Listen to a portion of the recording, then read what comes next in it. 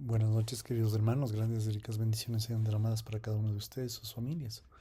Ministerios Príncipe de Paz les da la bienvenida a continuar con nuestro siguiente tema del seminario bíblico gratuito. Hoy con el tema la reforma y el avivamiento. Aquí estoy, no puedo hacer otra cosa. Que Dios me ayude. Martín Lutero. La reforma. Aunque el catolicismo romano había establecido su hegemonía religiosa y cultural sobre Europa occidental y central, ahora enfrenta nuevos desafíos. Las cruzadas habían resultado en la expansión de los vínculos comerciales con el Oriente, lo que a su vez trajo la liberación de los impulsos comerciales y una nueva ambición de tener que el comienzo desplazar el fervor religioso. Este nuevo bienestar económico también encontró la manera de mantenerse a la Iglesia Católica Romana. Los papas dedicaron una buena parte del siglo XIV a vivir lujosamente en Aviñón, Francia, donde el estilo de vida presuntuoso y descuidado, tanto con los papas como los obispos, era la invitación a la crítica.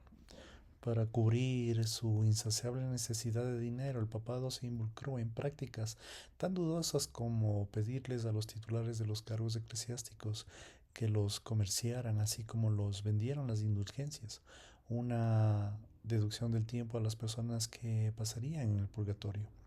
En el siglo XV, el papa, que se comportó más que nada como un príncipe renacista en Italia viviendo de lujo, siendo patrono de las artes, involucrándose en las guerras y en otros príncipes. Personajes como John Wycliffe del año 1320 a 1384 en Inglaterra y el clérigo bohemio John Hus de 1373 a 1415 no solamente criticaron el comportamiento inmoral de los papas y los obispos, sino que también sometieron a cuestionamiento cierto número de doctrinas católicas básicas, incluyendo el papel del sacerdote como mediador entre las personas y Dios. Ellos sostenían el sacerdocio de todos los creyentes y de la capacidad innata de las personas comunes para leer y comprender las escrituras. Es muy importante el subproducto del establecimiento de los lazos comerciales con Oriente fue introducido con los textos clásicos de la antigüedad que se habían perdido en Occidente. Esto contribuyó al creyente el espíritu del hambre intelectual que resultó básicamente en el renacimiento y el énfasis del estudio textual. Este estudio llevó a los eruditos a cuestionar los documentos que la Iglesia Católica Romana utilizaba para sostener sus reclamos de supremacía y asuntos económicos y políticos. La revelación más profunda fue en la donación de Constantino, en que el emperador cedía al Papa el derecho de gobernar sobre Roma y luego de trasladar su capital, Constantinopla, era una realidad y una falsificación. Esta noticia arrojó un mandato sobrio sobre la integridad de la Iglesia. La publicación de los textos hebreos y griegos originales de las Escrituras aumentaron la tendencia de cuestionar la doctrina de la Iglesia. Los escritos devocionales místicos de Tomás Kempis 1380-1471 y otros, y las obras humanistas del cristiano, más que nada de Disioderio, Erasmo, Rotterdam, de 1466 a 1536 fueron añadidos con un fundamento espiritual. La reforma magisterial. En 1517 el monje alemán Martín Lutero, que en el año 1483 a 1546 quien por medio del estudio de las escrituras había descubierto el concepto de la justificación por fe, lanzó una reforma de las prácticas romanas. En ese tiempo Alemania estaba dividida en cierta cantidad de unidades políticas grandes y pequeñas sobre los gobiernos centrales, tanto como del Papa como el emperador, que tenía un poco más de control nominal. Así como en Inglaterra y otros países europeos, Alemania combinaba las tiendas hacia la unidad nacional. El surgimiento de una clase media y el ejército regional alimentó este nacionalismo embrionario. Este contexto, sumado al apoyo personal de ciertos príncipes alemanes, aumentó la influencia de Lutero al distanciarse cada vez más de Roma. Finalmente, en la forma de las iglesias territoriales bajo los auspicios y control de los diferentes estados alemanes independientes. Martín Lutero. Ni bien la moneda suena en el cofre, el alma escapa del purgatorio. Así decía la tomada de Johann Tesler, que autorizó la recolección de dinero para la construcción de una nueva basílica en Roma. Su mecanismo para la recolección de fondos, la venta de indulgencias, se trataba simplemente de la venta del perdón. Saquen del purgatorio a sus seres queridos que han muerto por un arancel y obtendrán crédito a favor en cuanto a sus propios pecados. Otros vivían la llama que Lutero había encendido. Ulricus Zwinglio en 1484-1531 en Zúrich y Juan Calvino en 1509-1564 en Ginebra, ambos llevaron a cabo las campañas reformadas. Calvino por medio de la amplia difusión de su institución de la religión cristiana, su fuerte énfasis en la soberanía divina y el gobierno representativo de Inglaterra tuvo una influencia amplia y particularmente en Inglaterra, Escocia y finalmente en Estados Unidos de América. Una velocidad incontrolable por medio de panfletos, sermones, conversaciones y la propuesta en Roma se extendió casi hasta el rincón de Europa y unos 20 años desde el desafío original de Lutero. Juan Calvino, llamado el teólogo disciplinado más grande de la era de los reformadores, el único reformador internacional. Juan Calvino, o Jean Calvin, nació en Nyon, Francia, hijo del secretario del obispo de Nyon. Calvino, erudito, brillante, que preparó primero estudiantes de leyes en París y Orleans y Bourges. Aprendió bajo algunos de los humanistas más vinculados. Para 1532 publicó un libro del erudito humanista, comentarios sobre el Tratado de Clemencia en Sénega. Estos tres personajes, Lutero, Zwinglio y Calvino, muchas veces son llamados reformadores magistrales, por su disposición a vincular a la Iglesia con los magistrados políticos de una región. Esta cooperación entre las autoridades cívicas y las religiosas parecía deseable tanto para la protección como para el apoyo mutuo. La noción de la libertad religiosa de un sentido moderno era impensable para ellos. La Iglesia y el Estado tenían que trabajar juntos, el uno para fomentar la justicia y el otro para asegurar la paz interna y el castigo por las malas acciones. Los reformadores magistrales enseñaron que las escrituras por sí mismas son autoridad final de la vida cristiana. Al tratar de ellos de introducir la predicación bíblica en el púlpito, adquirió mayor importancia que el altar, que el sermón suplantó a la misa. Estos se oponían directamente a la doctrina católica, de lo que la variedad se encontraba por medio de una combinación de las escrituras, la tradición de la interpretación papal. La segunda gran diferencia entre los reformadores y la Iglesia católica Roma giró en torno a la doctrina de la salvación, como lo que se lleva a ser el cristianismo. La respuesta católica, una vez más, era nuevamente una combinación. Una persona recibía la salvación por medio de la salvación suplementada por las buenas obras. En el especialista en la participación de los ambos sacramentos, los reformadores proclamaron que uno alcanzaba la salvación solamente por la fe, es decir, la fe, la obra completa de Cristo. En su comentario de Gálatas, Lutero escribió: por medio somos liberados del pecado y justificados, y se nos asegura la vida eterna, no por nuestros propios méritos, sino por nuestra fe, para que nos aferremos a Cristo. Los reformadores magistrales enfatizaron también en el entrenamiento profesional cuidadoso de los ministros, así como la educación general de los laicos. El concepto de todo esto participó en la obra no solamente de los ministros clericiales, en un llamado divino, en una orientación mirada hacia el pasado. Muchas veces se olvidaba de esta última característica. Estos líderes estaban interesados en llevar la Iglesia de regreso a sus raíces. Examinaron los primeros siglos de la historia de la Iglesia en busca de los principios modernos a imitar. La imitaron en su investigación en la Iglesia Apostólica del primer siglo. Particularmente Lutero sentía que la Iglesia había retenido su integridad cristiana hasta el siglo X. Los luteranos, por parte, se conversaron en la política eclesiástica dirigida por los obispos y recompensaron por la pérdida para la persona recibida por la gracia divina por medio de la participación de los sacramentos. Ulrico Zwinglio Zwinglio, quien fue un genio dirigido de la reforma de los cantantes suizos que hablaba en Alemania, encendió la chispa de la reforma al mismo tiempo que Lutero disparó el movimiento protestante en Alemania.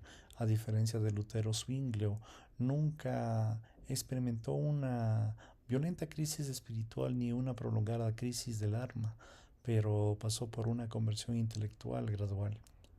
Ordenado en 1506, Zwinglio se convirtió en el sacerdote parroquial de Glau, Suiza, donde aprendió griego por su propia cuenta y se sumergió en el estudio bíblico para cuando fue transferido a Einsiedeln. En 10 años después ya predicaba valientemente contra la venta de las indulgencias y la negación de la Virgen. La Reforma Radical. En los grupos de izquierda de la Reforma Radical eran bastante diferentes. Se destacaban dos representantes tempranos de la Reforma Radical: Thomas Müller, año 490-1525, el antiguo seguidor de Lutero, que dirigió una revolución de los campesinos desposeídos y de los anabaptistas suizos, que comenzaron como un grupo de 17 de los seguidores de Zwinglio, dirigidos por Conrad Grebel, 1498-1526. Insatisfechos por las acciones lentas y aparentemente negociadas por sus mentores, estos grupos insistieron en retomar los patrones del Nuevo Testamento y restaurar lo que conscientemente era la Iglesia Apostólica. Por eso es que se representaron en una política más radical en la herencia católica que en los grupos magisteriales. Mientras que Lutero y Calvino vieron en la Iglesia como algo territorial que abarca a todos los que vivían y determinaban en la región, los radicales, que vinieron como un cuerpo voluntario convocado entre la sociedad, la membresía, se alzaría por medio de un nuevo nacimiento, producido por el Espíritu Santo. Ocurrió por la aceptación individual y la gracia de Dios, en la cual se daba testimonio por medio del bautismo del creyente.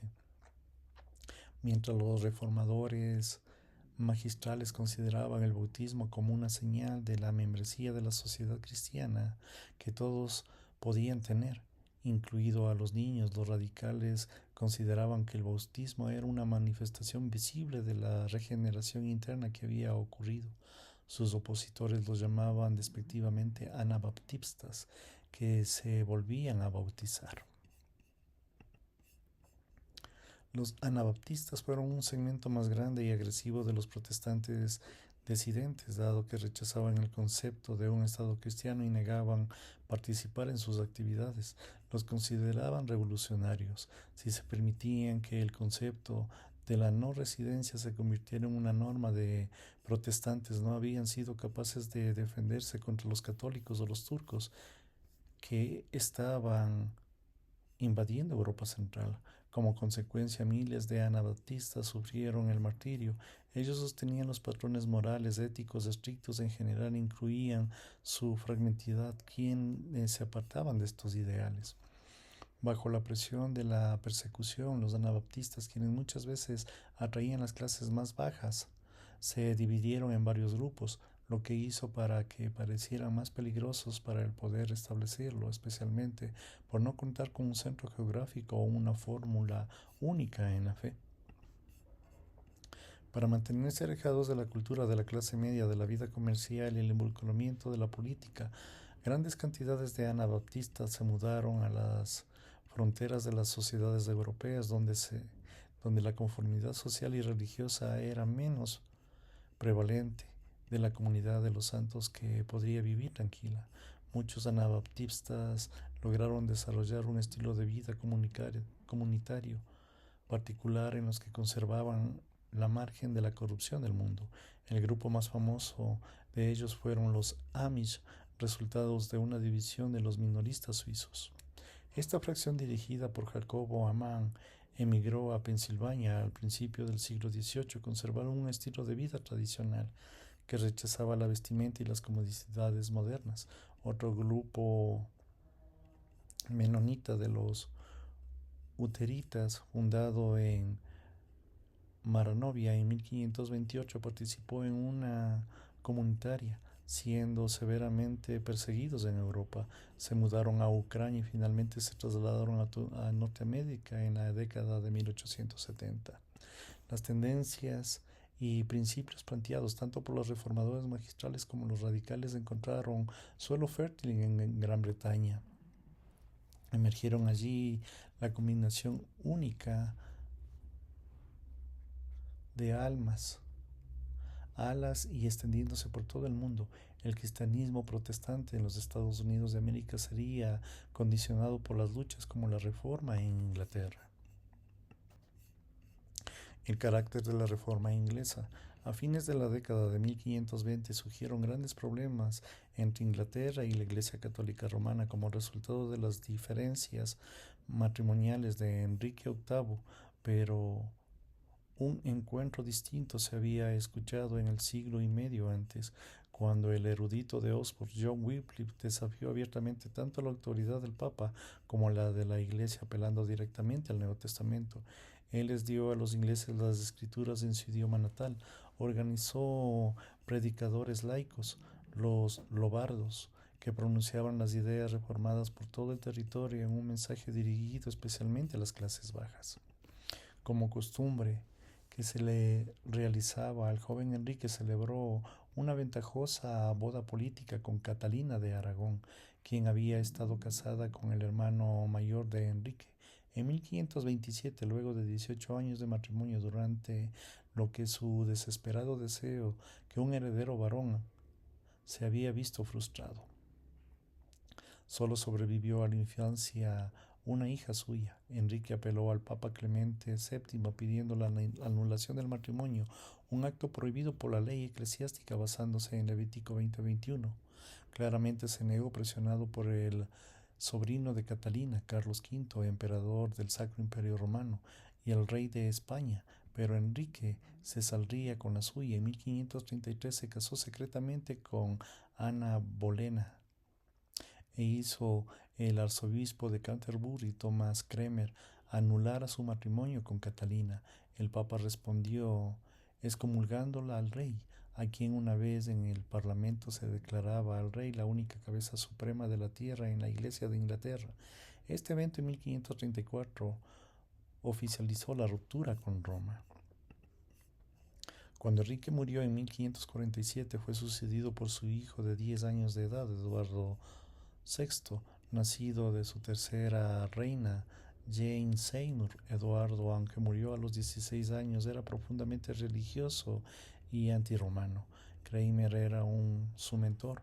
Eduardo rápidamente dirigió a Inglaterra la dirección de los protestantismos. Se remontaron las imágenes de los templos, se abolieron las misas cantadas en inglés, se reemplazó el latín en los cultos de alabanza, se legalizó el casamiento de los sacerdotes y se permitió que los laicos participaran en la copa de la comunión. Para reemplazar el orden del culto católico, Cranmer autorizó un nuevo libro de la oración común y elaboró un credo modernamente calvinista. El Parlamento impuso oficialmente estos cambios en la nación, aunque muchos seguían comprometiéndose de la antigua manera de hacer las cosas. Cuando Eduardo falleció en 1553, ocupó el trono de su media hermana María Tudor, hija de Catalina de Aragón, una ferviente católica. Los cambios fueron inevitables. María se propuso restaurar el catolicismo, obligando al Parlamento a rechazar la legislación religiosa practicada durante el reinado de Eduardo. Ella y su primo, el cardenal Reginald Pole, obispo de Canterbury, restablecieron los antiguos estatutos contrarios a la herejía y ordenaron la ejecución de 300 protestantes, entre los que se contaron 5 obispos. Decidida a terminar con el antagonismo religioso, Isabel I, en 1558-1603, pasó a establecer una religión estatal nacional, la Iglesia Anglicana, que todo el pueblo se ha obligado a seguir, por medio de un acuerdo isabélico. Se le dio forma protestante a la Iglesia de Inglaterra, lo que se mantiene hasta nuestros días. El Acta de la Supremacía en 1559 promulga que el Parlamento anuló todos los vínculos con Roma y aclaró que al monarca como el gobernador supremo, tanto en lo político como en lo eclesiástico. Un acto de uniformidad restableció el libro de la oración común a los 39 artículos y un resultado de un credo de Kramer se convirtió en una declaración doctrinal formal. Su modernización y lo satisfació a todos, salvo a la línea duradera de los católicos. La Iglesia conservó la estructura jerárquica anterior de la Reforma, con sus obispos sacerdotes parroquiales. Entretanto, hubo una división dentro del calvinismo en el que el continente influiría en el desarrollo del cristianismo en Inglaterra y en Norteamérica. El teólogo holandés Jacobo Arminio, 1560-1609, cuestionó algunos de los principios básicos del calvinismo y sus seguidores difundieron rápidamente las nuevas ideas de la iglesia holandesa. En pocas palabras, Arminio rechazó la predestinación cristiana y la limitación de la redención de Cristo a los elegidos. Dando que las personas contaban con la libre albedrío, era posible rechazar los impulsos del Espíritu Santo y declinar el ofrecimiento de la salvación. Los creyentes que se alejaban de Cristo puedan caer en la gracia. Arminio fue condenado en el Sínodo de Dort, 1618-1619, lo que aseguró que los calvinistas holandeses y alemanes, así como sus descendientes estadounidenses, sigan el calvinismo ortodoxo. El puritanismo. El puritanismo, un movimiento de reforma no muy organizado, se originó durante la Reforma inglesa del siglo XVI. El nombre provino de los esfuerzos de purificar a la Iglesia de Inglaterra por parte de los que se sentían en la Reforma y no había solo contemplada con el tiempo. Los puritanos se dedicaron a intentar también la purificación de la persona y la sociedad. Las raíces teológicas del puritanismo se pueden encontrar en la teología reformada continental y en la tradición narrativa descendiente que se remonta a John Wycliffe y a los Lobardos, que especialmente en las obras teológicas de la primera generación de las reformas inglesas. Con William Tyndale, 1536, los puritanos asumieron un intento del compromiso con la Biblia, con una teología que enfatizaba el concepto del pacto. John Knox, en 1572, absorbieron una dedicación de la reforma profunda de la Iglesia y el Estado. John Hooper, en 1555, recibieron y determinaron la convicción de estas escrituras que debían regular tanto la estructura de la eclesiástica como el comportamiento personal. Los puritanos lograron cierta medida la aceptación pública de los primeros años del gobierno. La reina Isabel luego sufrieron una serie de contratiempos que pudieron a través del gobierno de los sucesores de Jacobo I y Carlos I. En el tiempo de Jacobo I, algunos puritanos se desanimaron a los esfuerzos reformistas que separaron de la Iglesia de Inglaterra. Estos separatistas incluyen a los peregrinos que luego de pasar de un tiempo en Holanda en 1620 establecieron la colonia de Plymouth, en la que hoy es lo que se conoce al sudeste de Massachusetts. En general, el puritanismo difundiendo los conceptos de la reforma inglesa con un énfasis particular en 4 convicciones. 1. La salvación personal procedía enteramente de Dios. 2. La Biblia provenía de la guía indispensable para la vida. 3. La Iglesia debe reflejar las enseñanzas claras de las Escrituras. 4. La sociedad era todo unificado. Los puritanos creían que la humanidad dependía completamente de Dios para la salvación, así como sus antepasados en Inglaterra como Lutero y Calvino, que ellos creían en la reconciliación con Dios y estaban como un don de gracia dado por la fe. Eran angustiados, considerados a los humanos como pecadores que no deseaban ni eran capaces de alcanzar las demandas ni disfrutar de la comunión con Dios, justo si no fuera por la iniciativa de la misericordia de Dios. Pero también hicieron contribuciones singulares al concepto reformado general de la salvación. Abogaban por un estilo simple de la predicación como se ejemplariza en los importantes sermones de John Dott, 1555-1645, y William Perkins, 1558 y 602, diseñados conscientemente para señalar simplemente el camino ancho que conduce a la perdición y a la puerta estrecha que lleva al cielo. Los grandes avivamientos. El primer gran avivamiento en los Estados Unidos de América ocurrió por primera parte en el siglo XVIII, más que nada entre el año 1720 y 1750, aunque se destacaron nombres como los de Jonathan Edwards, George Whitefield y William Tennant. El avivamiento fue mucho más allá de lo que la actividad de unos pocos líderes públicos. Ese movimiento puede catalogarse como el gran avivamiento porque fue general y amplio de alcance. El impacto alcanzó a personas de un amplio espectro en la vida estadounidense. No hay duda que el avivamiento jugó un papel importante en el desarrollo de la conciencia nacional entre las diferentes colonias, alcanzando a las personas por medio de la convicción con un común de Dios que tenía el del destino especial para los Estados Unidos de América. Jonathan Edwards, el primer teólogo estadounidense, que muchos opinan que también es el mejor, era un pastor puritano cuyos escritos produjeron un calvinismo evangélico con un espíritu misionero que llegó a ser conocido como la teología de la Nueva Inglaterra, lo que dominaría el pensamiento teológico protestante de los Estados Unidos de América por varias generaciones. Edwards era descendiente de familias ilustres de la Nueva Inglaterra. Se graduó en Yale en 1720, enseñó por poco tiempo, sirvió como pastor en Nueva York por unos pocos años y luego en 1729 se convirtió en el pastor asociado de su famoso abuelo Salomón Stuart en Newington, Massachusetts. El gran avivamiento añadió nuevas iglesias en todas las denominaciones. Este crecimiento resultó de un movimiento que proveía oportunidades educacionales para el número creciente de candidatos al ministerio. Los antecedentes de muchas de los que hoy en día son las universidades del este de los Estados Unidos de América nacieron durante este periodo de tiempo.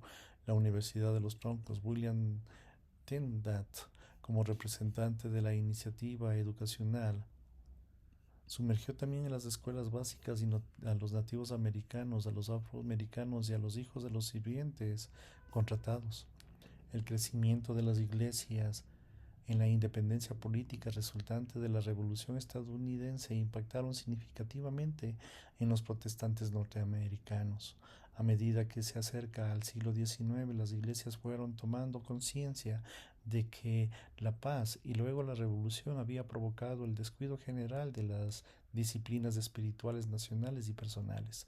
La necesidad consciente de una revolución espiritual ahora tiene el antecedente histórico de una predicación evangélica y una experiencia religiosa en la que se pueden alimentar. Una persona que ejemplifica un impacto en el segundo gran avivamiento es la educación cristiana en Horace Bushnell, conocido como el padre del movimiento de la educación religiosa. Siendo pastor de Connecticut, Bushnell utilizó las tácticas evangelísticas para impactar a su comunidad. Poco a poco el resultado, después de varios años, confesó su experiencia que producía más desánimo en el ministerio cristiano. Era un concepto de un cristiano vibrante detrás y más que nada de compañías o avivamientos. Su respuesta alternativa al estilo evangélico de su época es una línea de nutrición cristiana. Él concentró su atención en el hogar como centro primario de nutrición, basándose en una tesis en la que los hijos creían como cristianos y que nunca verían de otra manera. Defendió con mucha anticipación experiencia religiosa psicológicamente positiva para los niños.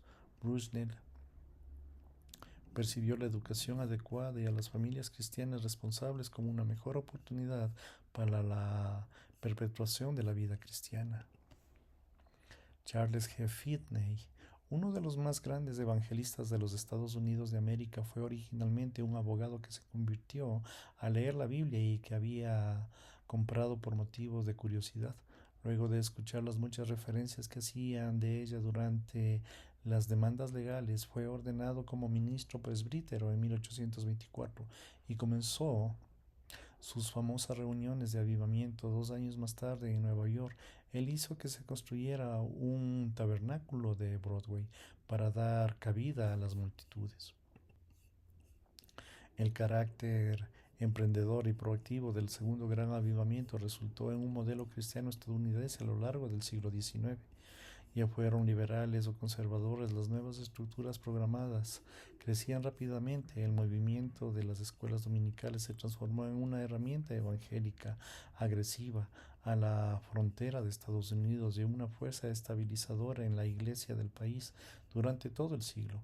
El movimiento Chautauquia surgió como un programa para maestros laicos de la Biblia, utilizando los principios de la educación por extensión que se habían hecho populares en Inglaterra. Este movimiento es el precursor de la cantidad de iniciativas de la educación para adultos que llevan la enseñanza hasta las raíces de la nación.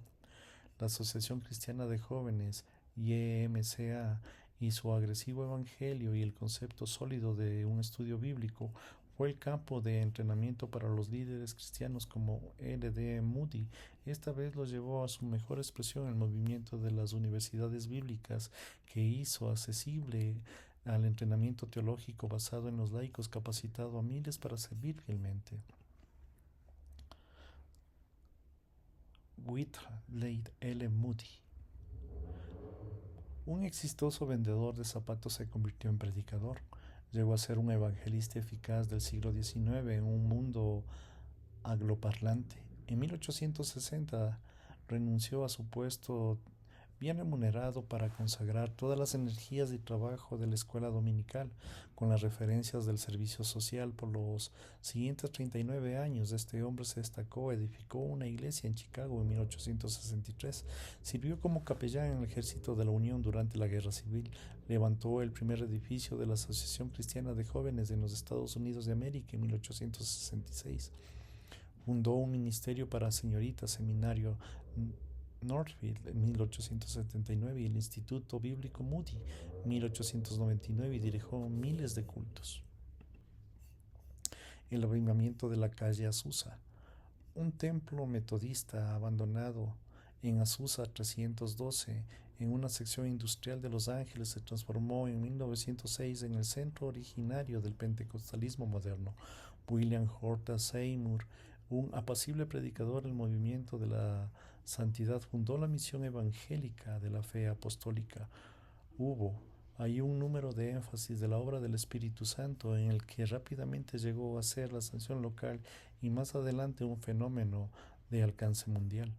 Antes de llegar a Los Ángeles, Seymour había recibido la influencia de un ministerio de Charles Fox Portland, que había crecido en los círculos de los metodistas de la santidad.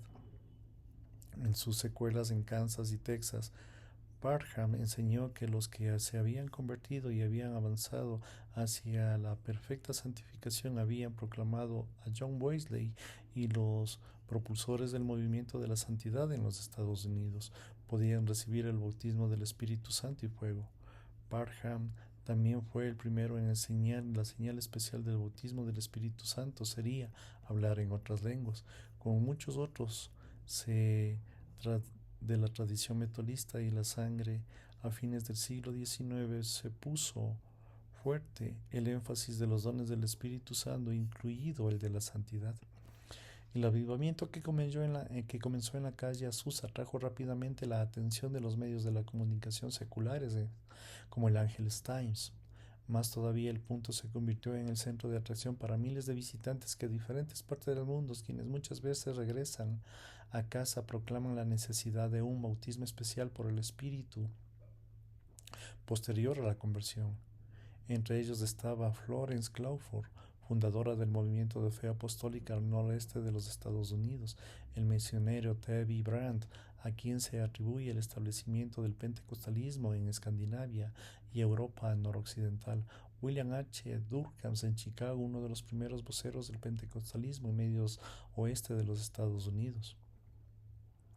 Las reuniones en la calle Azusa, que se celebraron diariamente durante 3 años, se caracterizaban por la oración y la predicación espontánea, una cooperación prácticamente sin precedentes entre los negros y los blancos, y la participación de las mujeres.